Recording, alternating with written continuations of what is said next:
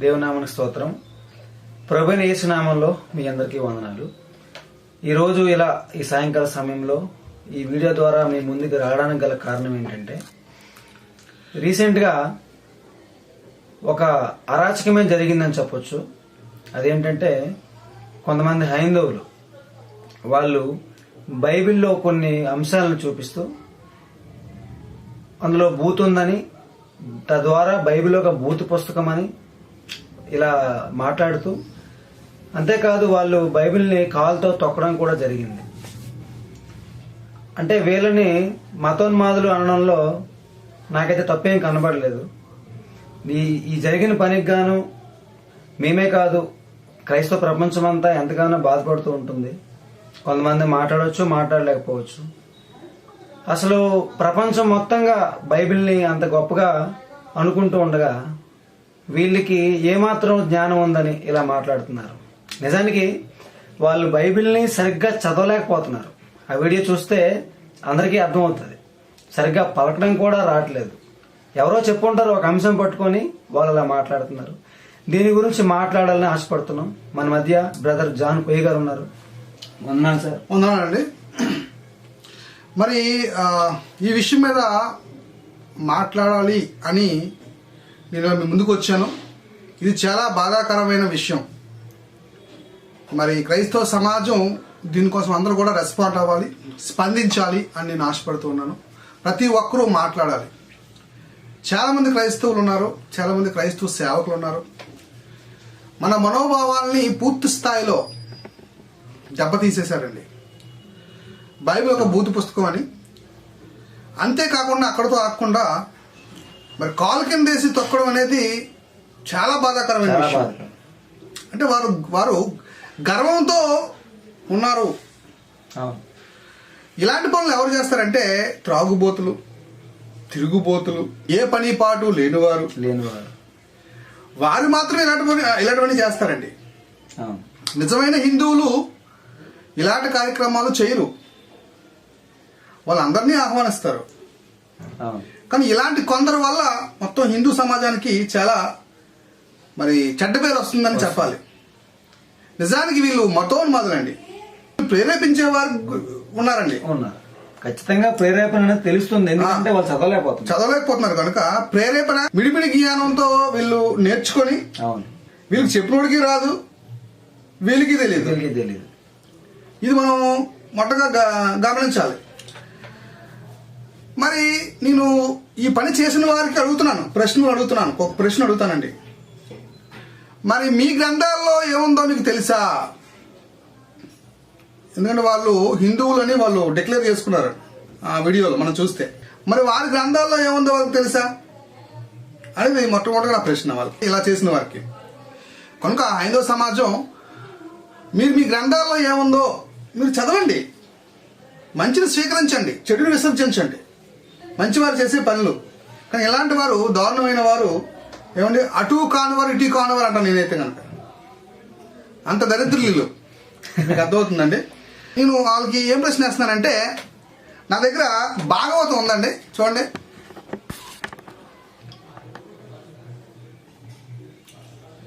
భాగవతం, శ్రీ మహాభాగవతం భాగవతం ఉంది. ఇది తిరుమల తిరుపతి దేవస్థానం వారు ప్రచురించారు. ఏమంటే మీకు ఫొటోస్ కూడా ఉంటాయి, ఈ బుక్ లో ఫొటోస్ ఉంటాయి, మీరు చూడొచ్చు. వాళ్ళ సింబల్స్, అలాగే వాళ్ళ ప్రచురణ అంతా ఉంటుంది.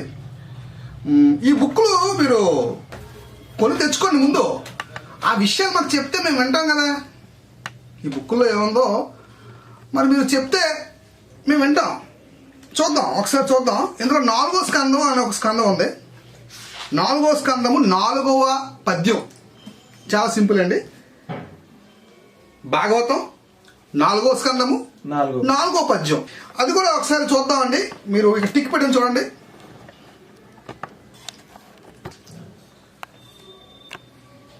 ఓకే, ఇది చదువుతారు, ఒకసారి చూడండి. అలా పెళ్లి జరిగిన రుచి ప్రజాపతి బ్రహ్మ తేజస్వి ఉన్నతుడు సమబుద్ధితో మనస్సును లోబరుచుకోగలవాడు అవడం వల్ల ఆకూతి కడుపున విష్ణువు అంశతో యజ్ఞుడనే మగవాడు, ఓకే, విష్ణుమూర్తిని ఎప్పుడూ విడిచి ఉండని జగన్మాత ఆదిలక్ష్మి అంశతో దక్షిణ అనే పడుచు జంటగా పుట్టారు. ఓకే, మంచి వర్చస్సు గలవాడు, విష్ణుమూర్తి స్వరూపుడు. తన దౌహిత్రుడు అయిన యజ్ఞుణ్ణి స్వయంభూమనువు ఎంతో సంతోషపడుతూ తన ఇంటికి తీసుకుని వచ్చి సత్వ ప్రకృతి గల తన కూతురు దక్షిణను రుచి ప్రజాపతి తన యొద్దనే ఉంచుకున్నాడు. సకల మంత్రాది దేవత అయిన శ్రీ యజ్ఞుడు తననే వరించాలనే ఉద్దేశంతో ఉన్న దక్షిణను పెళ్లాడాడు. వాళ్ళు ఇక్కడ నుంచి చూడండి, బాగా వినండి. వాళ్ళు ఆది దంపతులు కాబట్టి, ఆది దంపతులు అంట, వాళ్ళు ఆది దంపతులు కాబట్టి అన్నా చెల్లెళ్ళ వరుస గల ఆ ఇద్దరి పెళ్లి, అన్నా చెల్లెళ్ళు, ఆ ఇద్దరు వరుసలు, అన్నా చెల్లెళ్ళు వరుస గల ఆ ఇద్దరి పెళ్లి, ఆ ఇద్దరి పెళ్లి ఎవరికి నిషేధింపదగినది కాలేదు, ఎవరికి నిషేధింపదగినది కాలేదు. బ్రాకెట్ లో ఉన్న చదవండి, ఇక్కడ బ్రాకెట్ లో సరికానిది గాని జరుగురానిది గాని అనిపించదని దాని భావం. మళ్ళా చూపించండి ఒకసారి కెమెరాకి.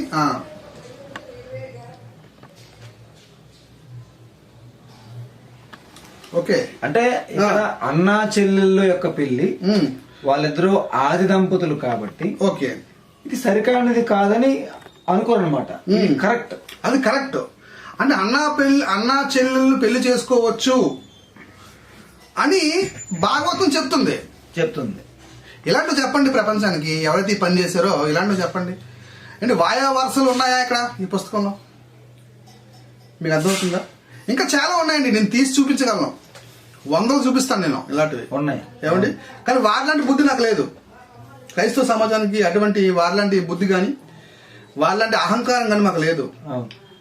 మేము ప్రశ్నిస్తాం అంతే. ఇలా ఉంది కదా మీ పుస్తకంలో, చూసుకోండి ఒకసారి, సత్యాన్ని గ్రహించండి, మంచిని తీసుకోండి అంటాం. మనం మన బాధని వ్యక్తపరుస్తున్నాం అంతే.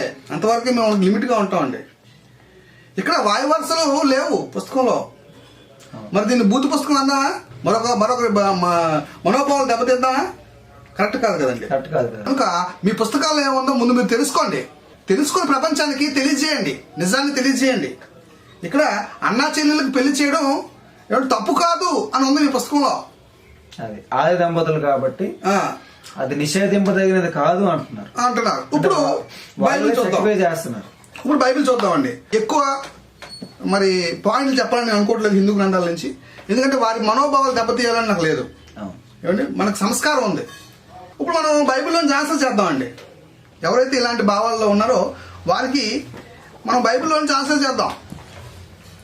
లేవియాకాండము 18వ అధ్యాయము 6వ వచనం చూస్తే, లేవియాకాండము 18వ అధ్యాయం 6వ వచనం చూస్తే రండి, 6వ వచనం. మీలో ఎవరును తమ రక్త సంబంధుల మానచ్ఛాదనమును తీయుటకు వారిని సమీపింపకూడదు, నేను యెహోవాను. చూసారండి, రక్త సంబంధుల ఏమన్నాడు? మానాచ్ఛాదనమును తీయుటకును. చూసారండి, వాయు వరుసలు నేర్పిస్తుంది ప్రపంచానికి ఏకైక పుస్తకం బైబిల్ అండి. అంటే ఈ ప్రపంచానికి సవాల్ చేస్తున్నాను, వాయా వరుసలు ఈ ప్రపంచానికి తెలిపింది మొట్టమొదటిసారిగా బైబిల్ గ్రంథము. ఈ గ్రంథం లేకపోతే వాయా వరుసలు ఈ ప్రపంచానికి తెలియవు అని నేను ప్రకటిస్తున్నాను. మాకు మొత్తం క్లియర్ గా ఉంది బైబిల్లో. మీకు అర్థమవుతుందా అండి? మరి చాలా విషయాలు ఎందుకు రాయబడ్డాయి అని మనం ఆలోచించాలి. చాలా విషయాలు ఎందుకు రాయబడ్డాయండి అంటే, అలాంటివి జరిగాయి, తప్పులు జరిగాయి. చెయ్యకూడని పాపాలు, చెయ్యకూడని తప్పులు ప్రపంచంలో జరిగినప్పుడు దేవుడు అది రికార్డ్ చేశాడు. ఎందుకంటే అది చేయకుండా ఉండాలని. అసలు ఏది పాపమో ఏది పుణ్యమో తెలియాలంటే అసలు ఏం జరిగిందో తెలియాలా వద్దా? అంతే కదా. వాళ్ళు చదివింది కూడా ఆ రకంగా తెలియచెప్పడానికి ఒక ఉదాహరణ అంతే. ఆ తెలియచెప్పడానికి ఉదాహరణ. అందుకే ఒక మంచి రిఫరెన్స్ ఇస్తానండి. రోమీయులకు రాసిన పత్రిక 7వ అధ్యాయం అండి, 7వ అధ్యాయము 7వ వచనం. కాబట్టి ఏమందుము ధర్మశాస్త్రము పాపమాయన అట్లనరాదు. ధర్మశాస్త్రము వలననే గాని పాపమనగా ఎట్టిదో నాకు తెలియకపోవును. పాపమనగా ఎట్టిదో నాకు తెలియకపోదును అంటే అర్థం ఏంటండి? అంటే అప్పట్లో ఉన్న ధర్మశాస్త్రము అంటే వాళ్ళు చదివిన వాక్యము లెవీకాండంలో ఉంది. ఓకే. ఆ లెవీకాండం అనేది ధర్మశాస్త్రంలో ఒక పుస్తకం. అవును. ఓకే. అంటే ఆ ధర్మశాస్త్రము ఆ రకంగా రాయబడింది కాబట్టి ఓకే. ఇప్పుడు మనకి ఏది పాపము ఏది చేయకూడదనే విషయం తెలుస్తుంది క్లియర్ గా. ఏమంటే ఎంత క్లియర్ గా ఉందండి బైబిల్లో. అంతేకాకుండా యోహాను రాసిన మొదటి పత్రిక 2వ అధ్యాయం 1 చూడండి. యోహాను రాసిన మొదటి పత్రిక 2వ అధ్యాయం 1 వచనం. నా చిన్నపిల్లలారా మీరు పాపము చేయకుండుటకై ఈ సంగతులను మీకు రాయుచున్నాను. అంటే బైబిల్లో ఉన్న 66 పుస్తకాలు ఎందుకు రాయబడ్డాయంటే మనుషులు పాపము చేయకుండా ఉండాలని. మీకు అర్థమైందండి? మరి దీన్ని కంపేర్ చేసి చూడండి భాగవతానికి ఎలా ఉంది అక్కడ. అంటే వాళ్ళు అక్కడ వాయవర్తలు చేసుకోవచ్చు. అవును.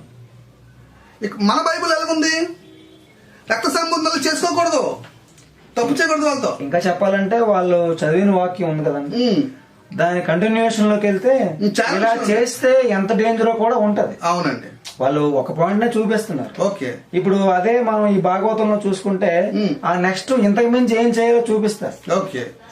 అవును. సొల్యూషన్ ఉండదు. ఇక్కడ వాళ్ళు చదివిన వాక్యం నెక్స్ట్ కంటిన్యూషన్ లోకి వెళ్తే ఇలా చేస్తే దేవుడు యెహోవా మీకు ఎలా శిక్షిస్తాడు అనేది ఉంటది. క్లియర్ గా ఉంటది. వాళ్ళకి తెలియదు కదండి.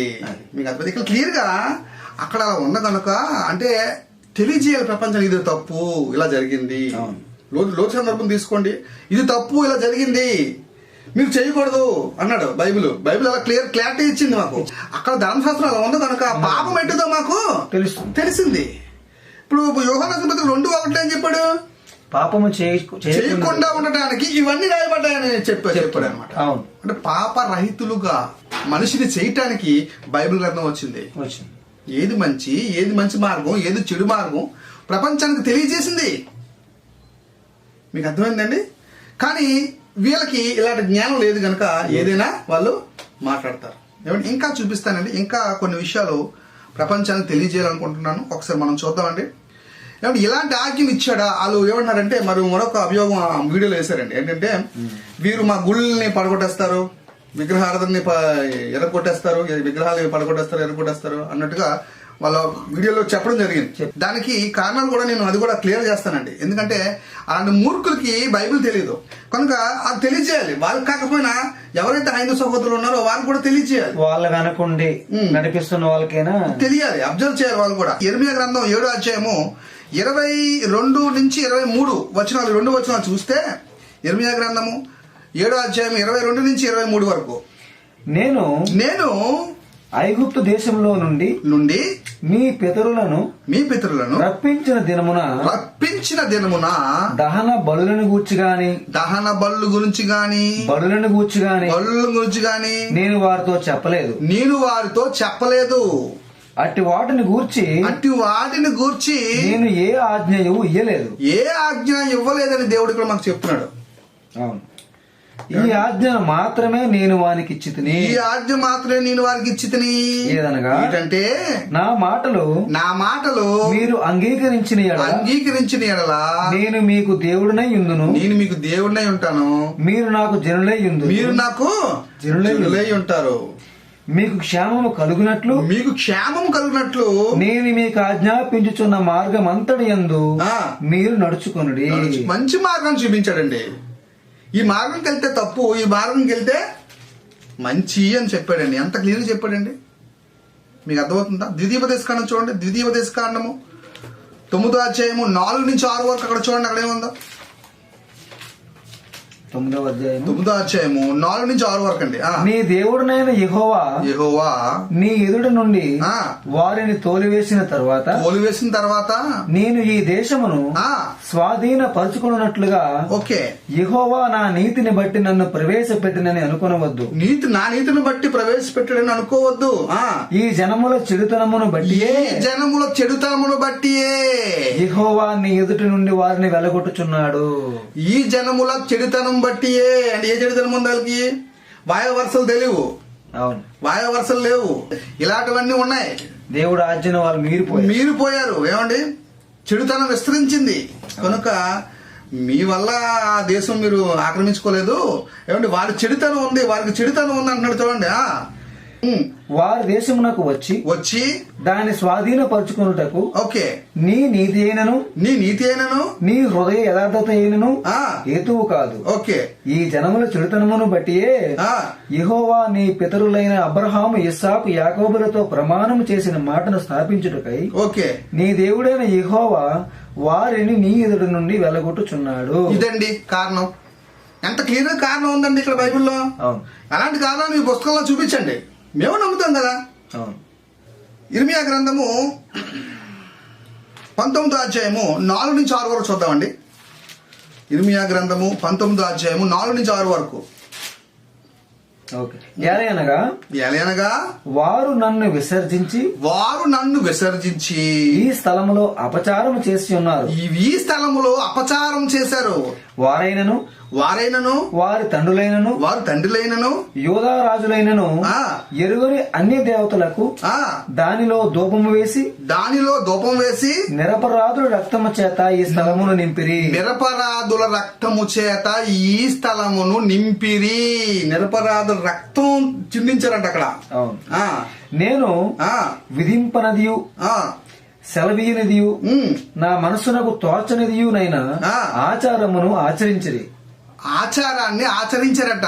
అంటే దేవుడికి అంగీకరించలేనిది ఆచారం.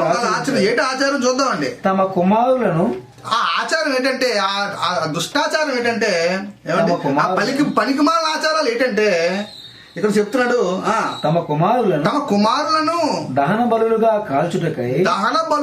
కాల్చుటకై బయలునకు బలిపీఠములను కట్టించిరి. చూసారండి, అది కారణం. ఎందుకు బలిపీఠాలు పడగొట్టమన్నాడు, ఎందుకు అప్పుడున్న ఆలయాలను పడగొట్టమన్నాడు. వాళ్ళు నిరపరాధ రక్తాన్ని చిందించారు, చిన్నపిల్లల్ని బలిచ్చారు. నరబలి అవి ఇప్పటికే జరుగుతున్నాయండి. ఇప్పుడు పల్లెటూరులో చేతబడి చేసేవారు, బాణసంత చేసేవారు. ఇప్పటికి చాలా మంది దొరికితే వాళ్ళు ఏం చేస్తారు తెలుసా, ఊరు అందరు కలిసి ఏం చేస్తారు, అవి కూడా వీడియోస్ మనం చూస్తున్నాం ఎప్పటికప్పుడు. వాటి గురించి ఏం మాట్లాడరు. నాలెడ్జ్ లేదు, బుర్ర తక్కువ కదా వీళ్ళకి. బుర్ర మోకాల్లో ఉందా వీళ్ళకి? ఏమండి, బుర్ర వీళ్ళకి మోకాల్లో ఉంది. అందుకోసం వీళ్ళు ఏం చేస్తారంటే ఇష్టకరంగా ప్రవర్తిస్తారు. మోకాల నుంచి అరికాలకి వచ్చిందేమో, అందుకే అరికాలు తొక్కరు. ఏమంటే మరి వీళ్ళకి ఎలా తొక్కుతారో దేవుడు అది కూడా చెప్తానండి. ఇంకా చూద్దాం. దాని తర్వాత ఇర్మియా గ్రంథం 7వ అధ్యాయం 31 చూడండి. ఇర్మియా గ్రంథం 7వ అధ్యాయం 31 ఎక్కడ కూడా ఎలా చూద్దాం. నేను ఆజ్ఞాపించిన క్రియను నాకు తోచని క్రియను వారు చేసి ఉన్నారు. అగ్నిలో తమ కుమారులను దహించుటకు బెన్ హిన్నోము లోయలో ఉన్న తోఫెతునందు బలిపీఠములను కట్టుకుని ఉన్నారు. చూసారండి, బలి ఇవ్వడానికి, నరబలు ఇవ్వడానికి. అంటే ఇప్పుడు జరుగుతున్న వాటిని ఖండించమని దేవుడు ఆనాడే చెప్పాడండి. అంటే వాళ్ళు ఫాలో అవ్వరు, దానివల్ల ఎన్నో రకమైన ప్రాబ్లమ్స్ వాళ్ళు చూస్తున్నారు. అవును, దాని గురించి మాట్లాడరు. ఫర్ ఎగ్జాంపుల్ అండి, ఇప్పుడు అలా నరబలు ఇస్తే పోలీసులు ఊరుకుంటారండి? చెప్పండి.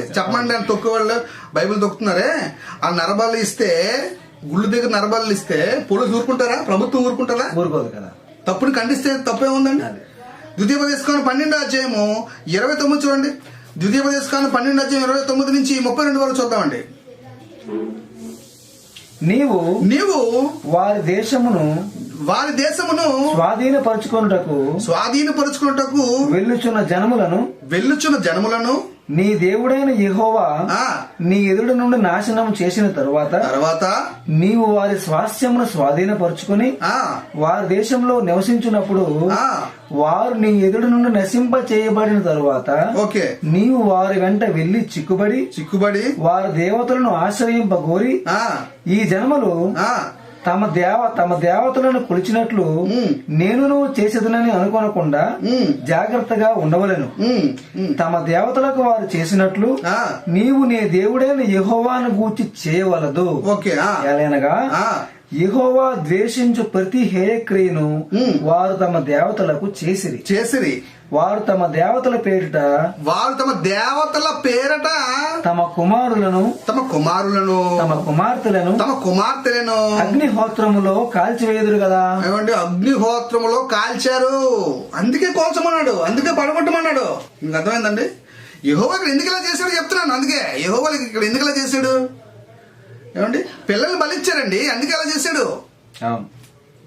ఇది అర్థం కాదు ఈ మూర్ఖులకి. ఏమండి, ఇంకా చూద్దాం కీర్తన గ్రంథం 106:35-40 వరకు. అన్ని జనులతో సహవాసము చేసి వారి క్రియలు నేర్చుకున్నారు. వారి విగ్రహములకు పూజ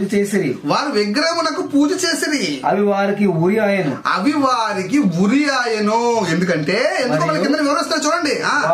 వారు తమ కుమారులను తమ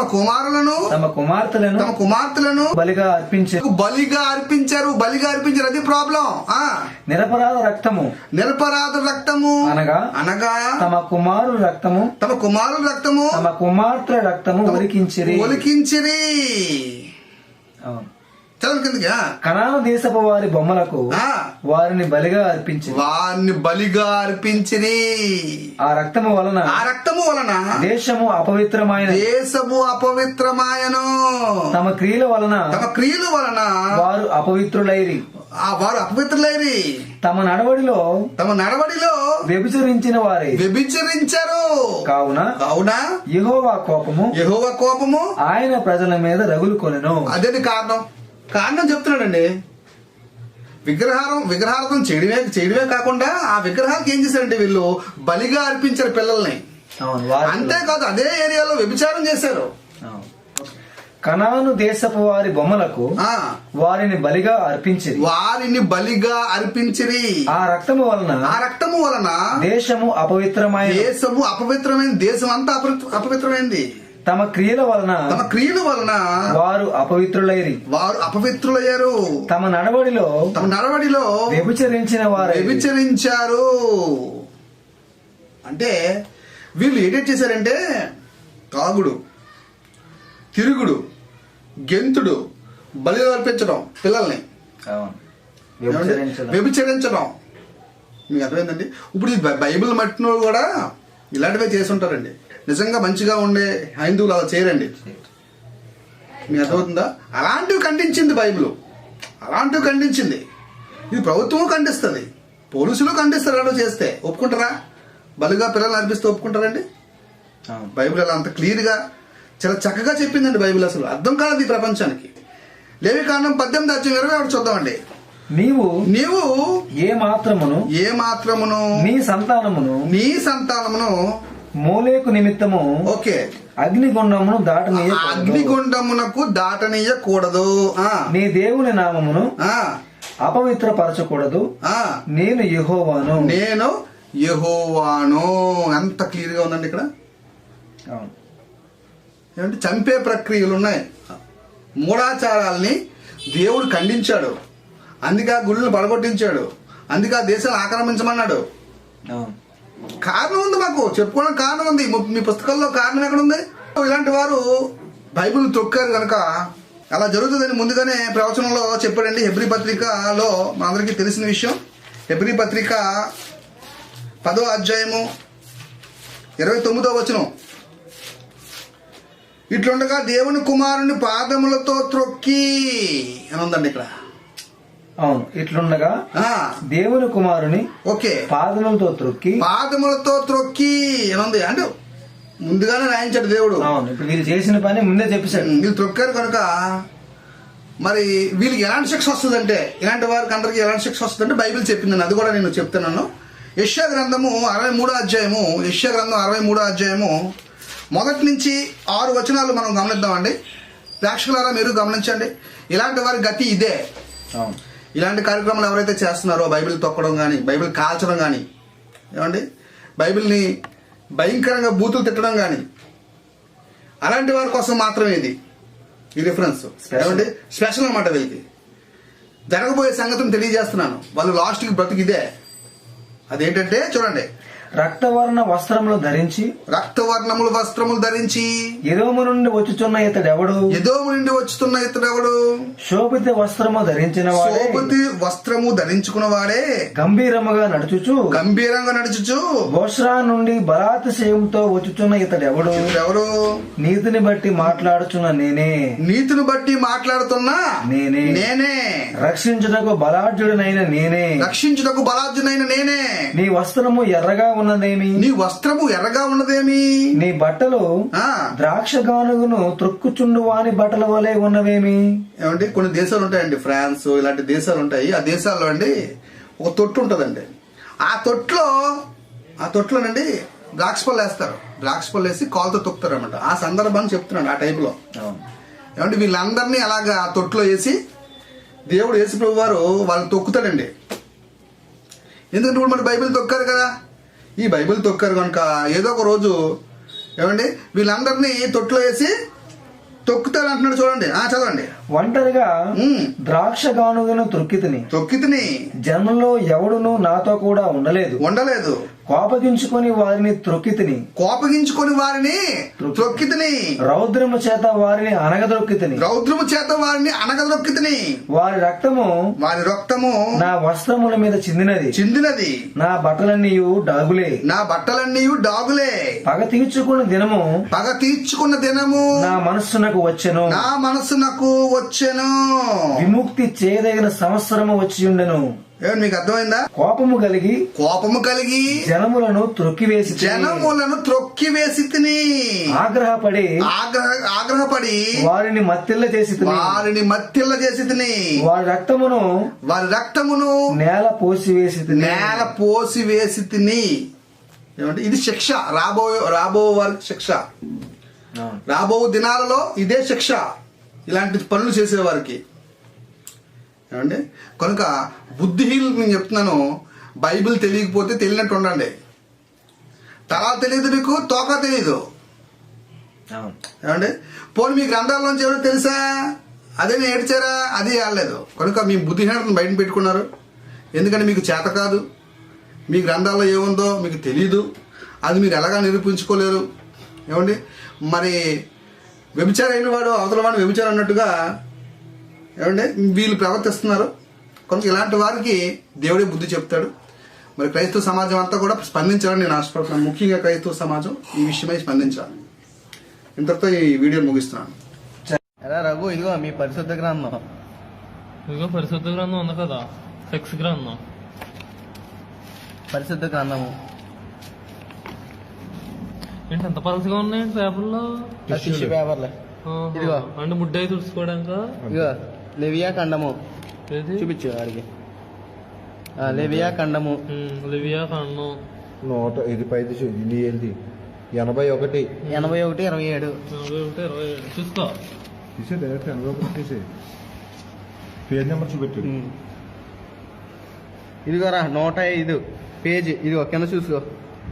నేను ఇలాగ చేసిన తర్వాత మీరు నా మాట వెనక నాకు విరోధం కలిగిన ఎడల నేను కోపపడి మీకు విరోధముగా నడిచేదను. నేను మీ పాపమును బట్టి ఎండుతలగా మిమ్మను దండించేదను. మీరు మీ కుమారుల మాంసమును తినేదరు, మీ కుమార్తెల మాంసమును తినేదరు. నేను మీ ఎన్న స్థలములను పాడు చేసేదను, మీ విగ్రహములను పడగొట్టేదను. మీ బొమ్మల పీనుగుల మీద మీ పీనుగులను పడవేయించేదను.